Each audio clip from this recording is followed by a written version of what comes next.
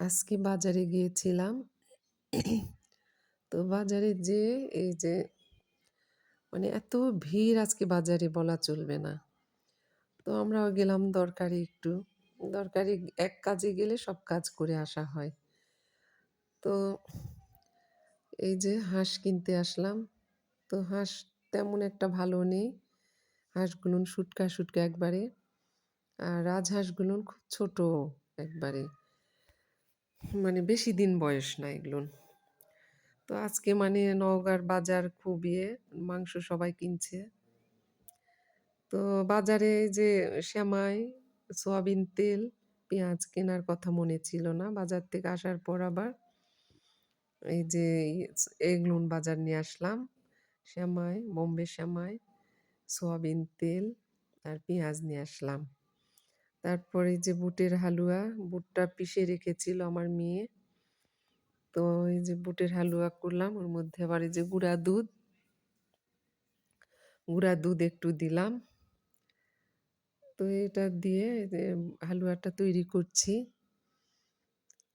তারপর এই হালুয়া তৈরি করতে, করতে এখন মানে কালকে শবে বরাত। তো মানে আজকে শবে বরাত, কালকে হালুয়া-টালুয়া খাওয়া হবে। তো আজকে থেকেই খাবো। ওইজন্য হালুয়া তৈরি করলাম আজকেই। এখন থেকে খেতে, খেতে যা থাকে আরকি। ২-৩ দিন খাক সবাই। তো এই যে চুলায় আসলাম। কারণ গ্যাস নাই তো ইন্ডাকশান চুলায় খুব একটা নাড়তে-চাড়তে ভালো হয় না। তো এই যে ফর্মা দিয়ে তৈরি করা শেষ। আমার মেয়ে আর আমি তৈরি করলাম। ১ প্লেট বিভিন্ন রকমের নকশা ফর্মার মধ্যে আছে। ওগুলো দিয়ে করলাম। তো বুটের হালুয়া এরকম সুন্দর করে ছিমছাম করে তৈরি করলে খেতে ভালো লাগে। এই যে ফর্মাগুলোন দেখেন কি সুন্দর, সুন্দর। একবারে এগুলোন এখন আর বাজারে খুঁজতে যাই পাই না এগুলোন। আগে পাওয়া যেত। এটা মাটির আর ওগুলোন প্লাস্টিকের। এটাও মাটির, এইটাও মাটির তৈরি। খুব সুন্দর, সুন্দর। আমার আরও কয়েকটা নকশা ছিল এরকম। বিভিন্ন বাসায় ভাড়া থাকতে, থাকতে কে যে নিয়ে গেছে ওগুলোন আর পাইনি। পরে কিনার জন্য এরকম বাজারে গিয়েছিলাম কিন্তু এরকম পাওয়া যায় না। কেমন যেন ওগুলো ডিজাইন খুব একটা ভালো না।